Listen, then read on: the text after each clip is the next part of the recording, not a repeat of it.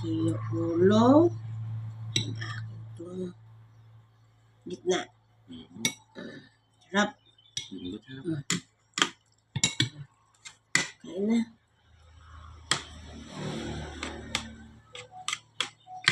Masarap po ulit ng katabahin kain, no?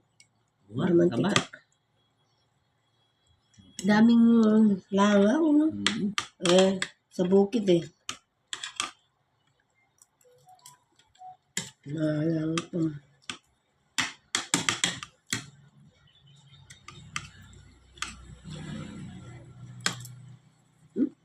Ay? Hangin? Napuwing ako doon sa hangin na sa may alikabok ata dyan sa taas. Yan ko nga. Ay? Ayun. Ay,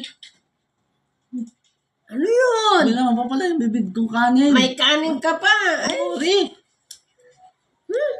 Sorry.